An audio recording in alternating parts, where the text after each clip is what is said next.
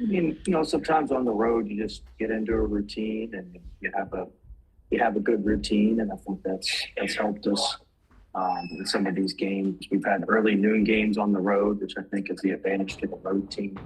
We've lost our early noon games at home, and so I think some of it's just the way the schedules fall in, and some of it's just being in routine.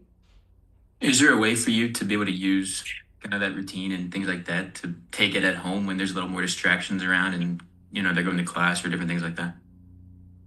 So, we've talked about some of our issues at home and how to rectify those. And so we're trying to, um, mimic what we do on the road as much as we can at home.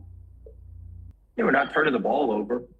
We value the ball for the most part, and we don't give up possession. This is what you have to do if you're not a great rebounding team, which we're not on the offensive glass, and we weren't on the defensive glass at Pittsburgh. And so that's the only way we can continue to get shots and continue to give ourselves a chance offensively, was to not turn it over. And so I do think that's been very helpful for us.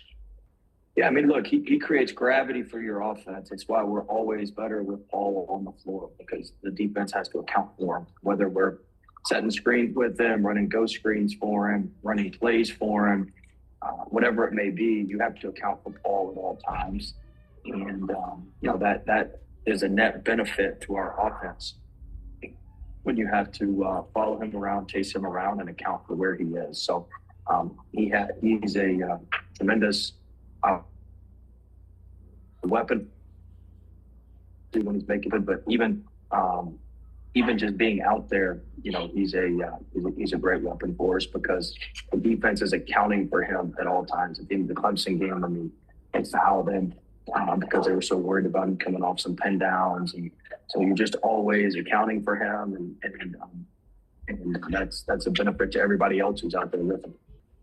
It's just like everything with you have a little discipline in him. And so, look, I prefer him not shoot as many of the off the bounce threes, but the catch and shoots he's really good at. I mean, he went this summer and worked with Phil Beckner, who I think is the best shooting coach in the country. He went out to Phoenix for a week. We set that up where he went out there for a week and worked with him. And, Phil got his shot right, and he got his wrist stronger and got him moving in the right direction. Phil came back. He's a consultant for us. He came back this fall and did some checkup work on him. Paul was out there with Phil as well.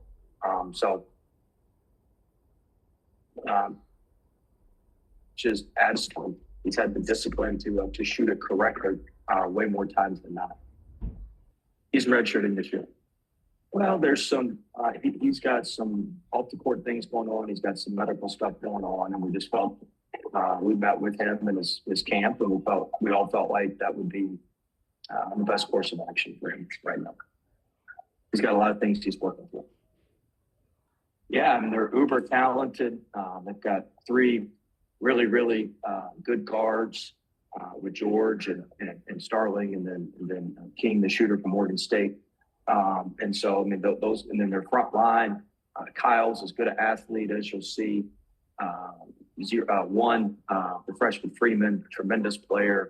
They're a lot better with him. So Zero comes off the bench. I mean, look, they are extremely, extremely talented. We're going to have to play one of our best games. We haven't played very well at home. We've been really, really poor at home. Really, really bad for our fans who support us. And we've been so bad the last two nights at home. And hopefully we'll play better tomorrow. If we don't play well tomorrow, we're going to get run out of the gym. So we've got to play extremely well, and a lot better than we've been playing.